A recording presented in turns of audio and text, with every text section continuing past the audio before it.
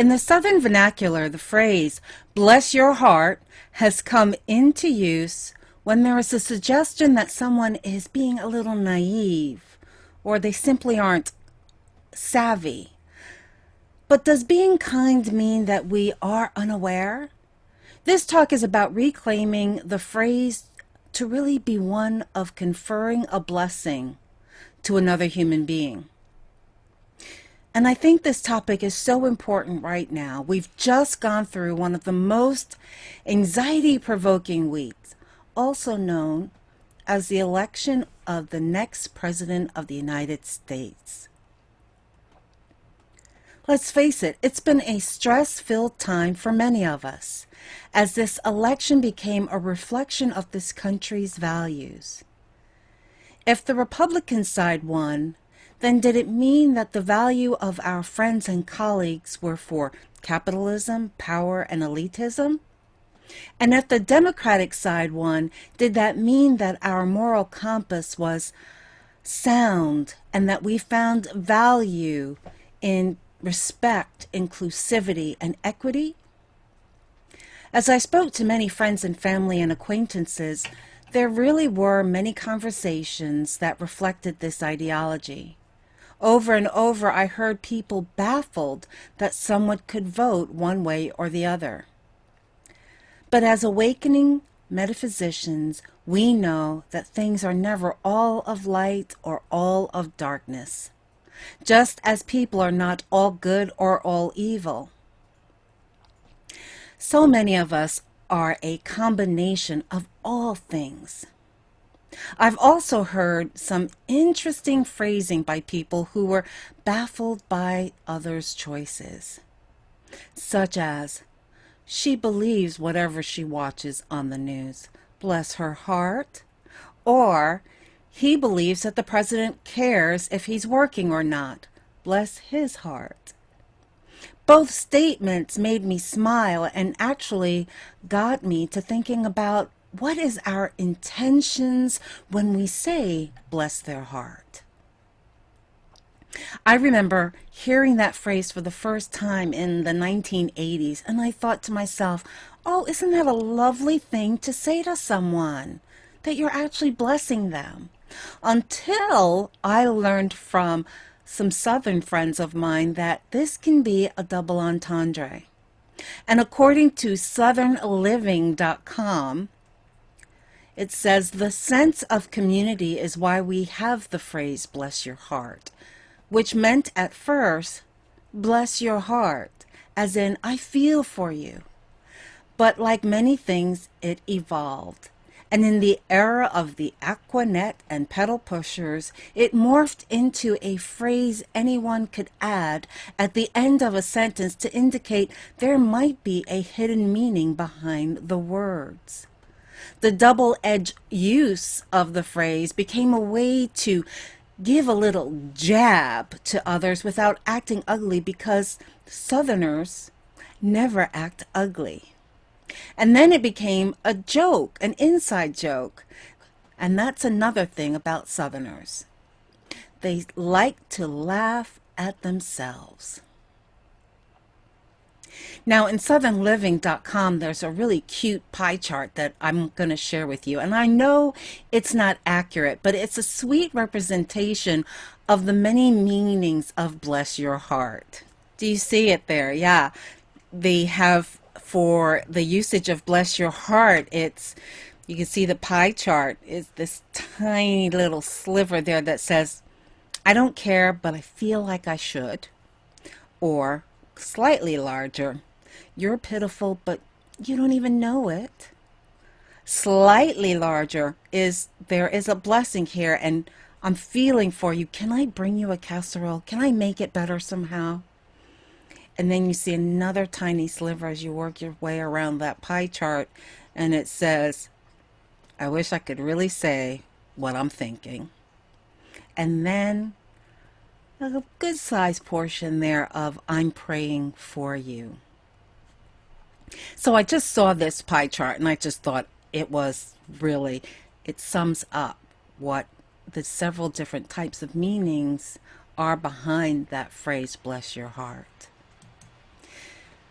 Now, as metaphysicians, we are called to be clear about what thoughts and words we use in our interactions with ourselves and with others. Are we being God in skin in our use of language? In The Revealing World by Charles Fillmore, he defines the word thought in this way. He writes this: every thought clothes itself in a life form according to the character given it by the thinker.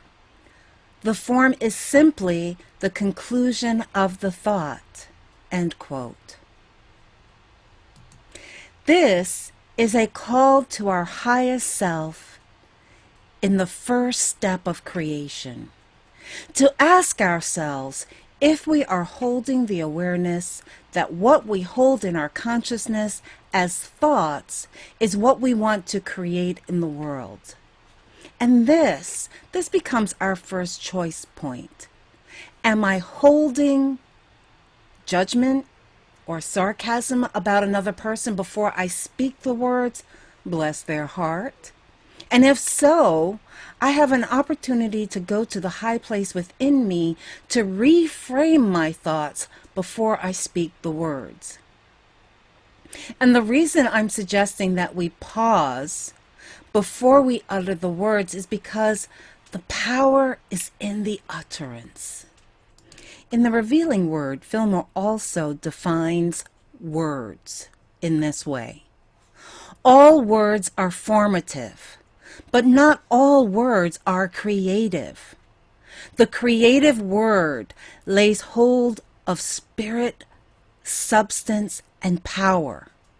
When spiritual words abide in man's consciousness, the word or thought formed in intellectual and sense mind must give way to the higher principles of being.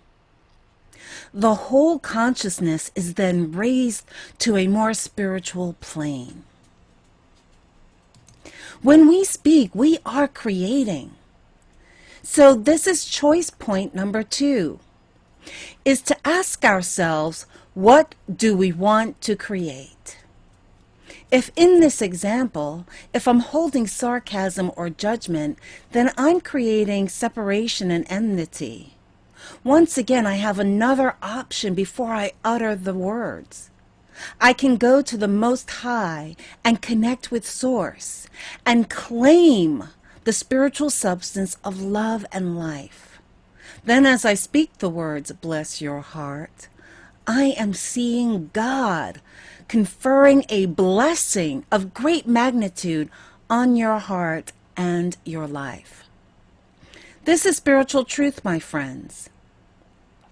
There has also been some confusion of what actions make one a good American. To be a good American means we do our civic duties as long as they resonate with truth. And one of the primary civic duties that we get to take action in is to go and vote. Voting is in alignment with our unity principles as we take actions that support living the truth we know. This is not a matter of nationalism. And I really want to talk a little bit about nationalism.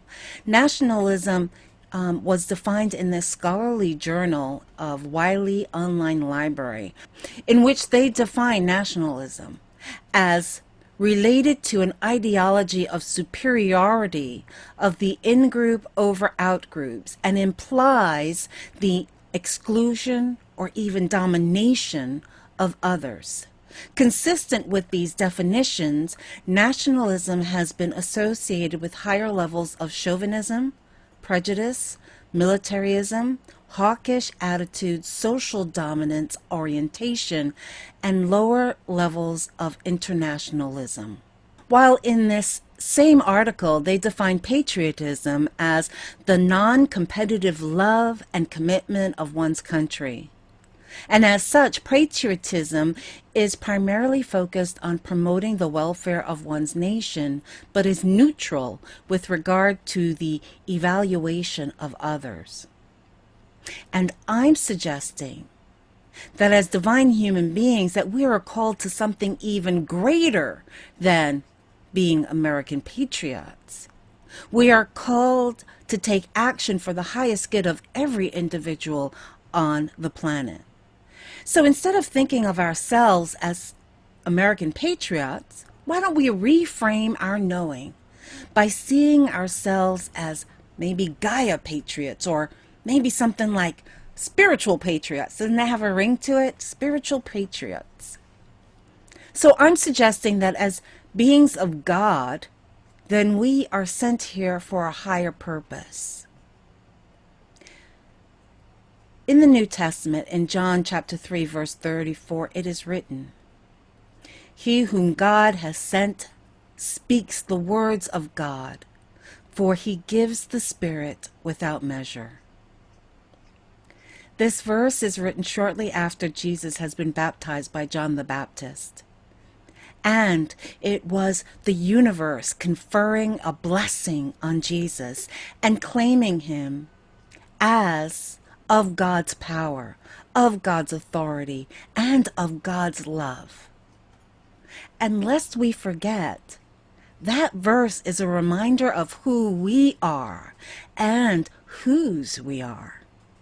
This is a call to claim our power and our truth. That if we are of God, then we are powerful beyond measure. And that necessitates that we be mindful of our thoughts, our words, and our actions. If we are truly God expressing, and my friends, I believe that we are, then when we speak, we have the power to create a world in which each person, each sentient being is treated with love, respect, kindness, and as their truth, that they are a valuable, precious gift from God. This is our walk in the world, regardless of what happens politically, civically, or personally. When we have the opportunity to bless someone, let's use that choice point to imbue our words with love, abundance, and praise to the individual as we bless their heart. So today, as I close this powerful talk about the truth of who and what we are, I confer, my friends, a powerful blessing of love, abundance, joy to you.